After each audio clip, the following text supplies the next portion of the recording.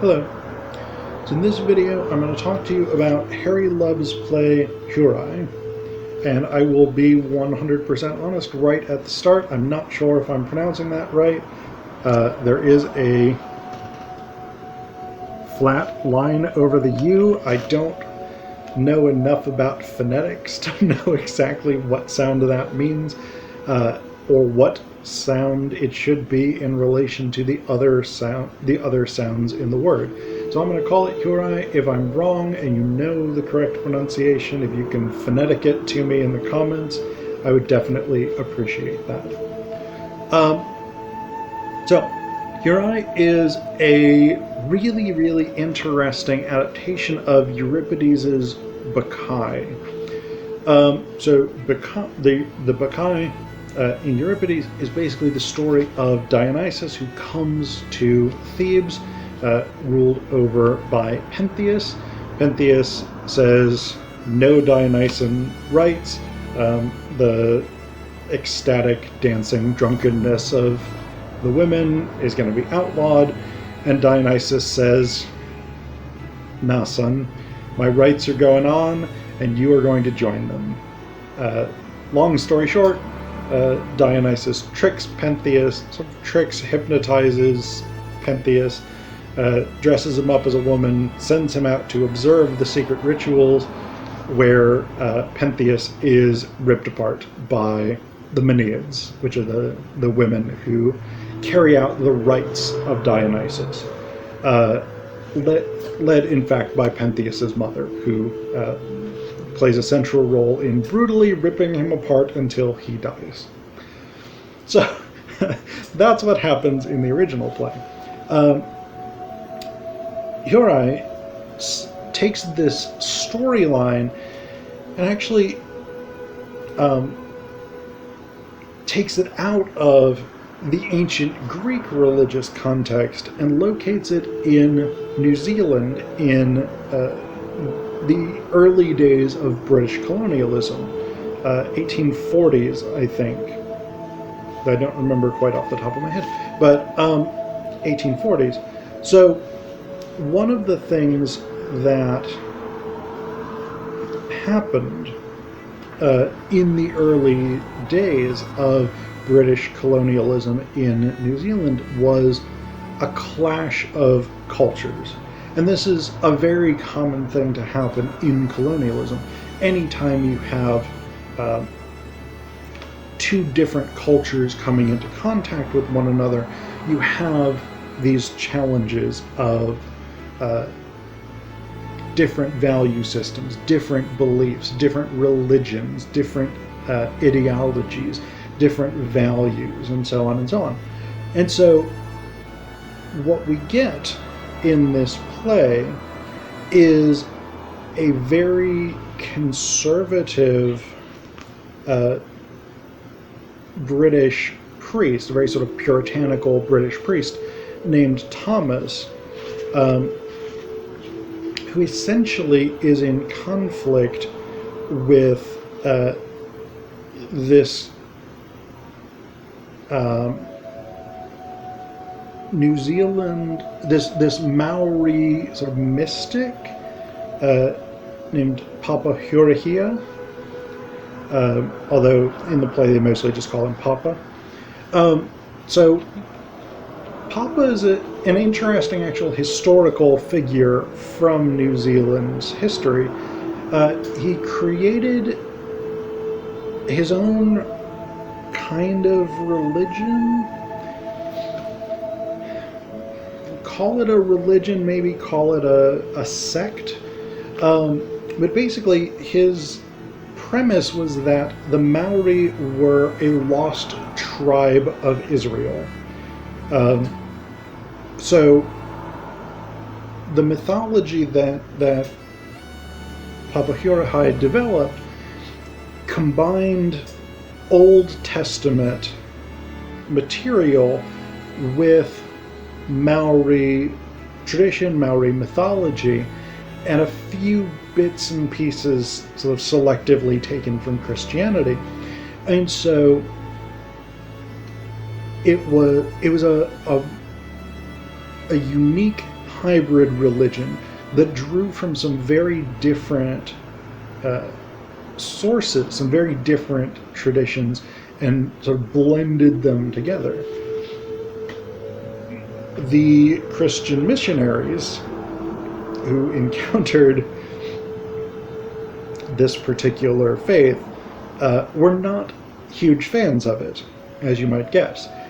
Christian missionaries going into pre-colonial or colonial societies tending not to be that tolerant of indigenous faiths. And this is an indigenous faith that's combined with elements of the Judeo-Christian tradition. That's going to sound alarm bells for missionaries who are going to view that as a corruption of the Judeo-Christian tradition, in addition to their already problematic view of indigenous faiths. So that's the sort of central conflict is between these two religious leaders, these two religious traditions. Thomas representing a more... Thomas being sort of the Pentheus figure, representing a sort of established, very strict, conservative, straight-laced Christianity, versus Papa and his followers representing a more ecstatic, ritual-based, mystical type faith. And there's some really interesting gender dynamics in here as well, because Thomas's wife Agnes has not a particularly comfortable relationship with her husband. Like she feels very stifled by their sort of conservative Christian, very sort of straight-laced 19th century domestic situation. But ultimately, so the issue with Agnes and her sort of liberation through the encounter with Maori culture, particularly with Papa's religion, is itself really interesting and definitely worth talking about. But I do want to focus primarily on this conflict between cultures. So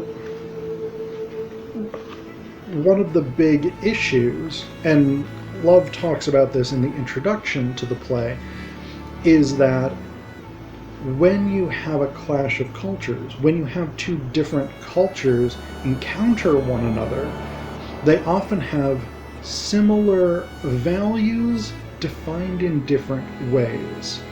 So things like honor, things like duty, things like family, these may be values that each culture shares, each culture believes are important, but if they mean different things by those terms, that may be where the issue arises. So for instance, if a British Christian missionary means one particular set of ideas by a word like purity, whereas, so if it means, for instance,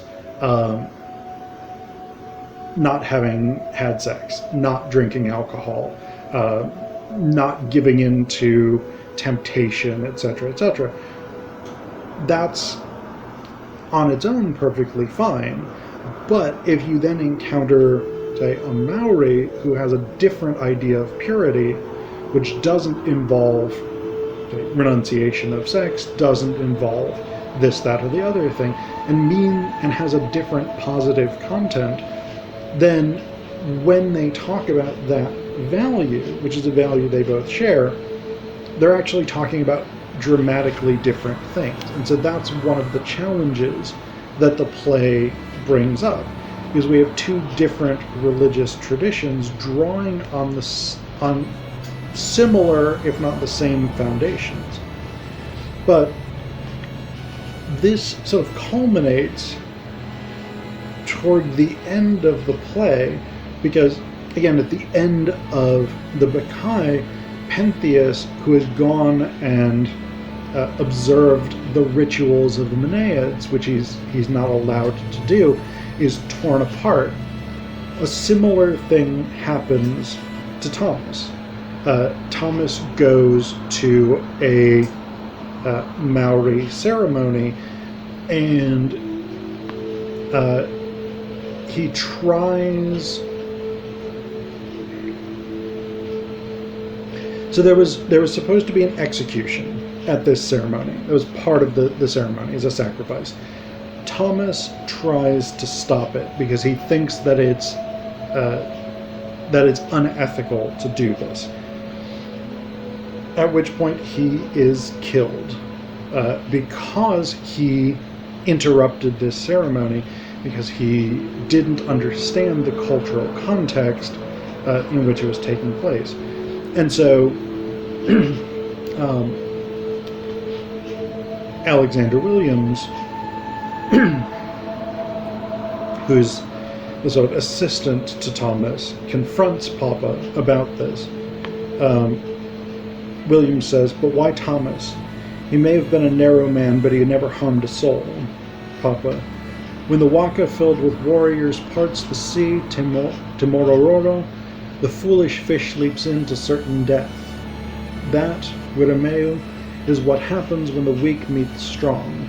Williams: "He was strong enough or foolish enough to show compassion for an innocent girl." That's the one who was going to be executed. Papa says, "Innocent? How innocent? Her family had feasted, and to purge the shame that brings as a sacred duty. It is utu.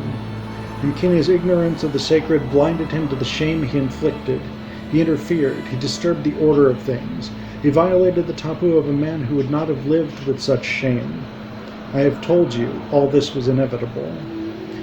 And so, again, this is about cultures having different sets of values, even though they use similar words or they use the same words to describe them. Questions of innocence, questions of shame, questions of guilt, and how you purge guilt become the sort of dividing factor here. And because Thomas doesn't understand these terms, these values, these ideas in the context of the ritual that he's observing, he interferes based on what he thinks is morally correct. And because he interferes in a ritual in a way he doesn't fully understand, he has to pay the price by being killed. And so that's the sort of central idea, the central conflict of this play, is that challenge of encountering a different set of values without even being conscious of the fact that they're a different set of values.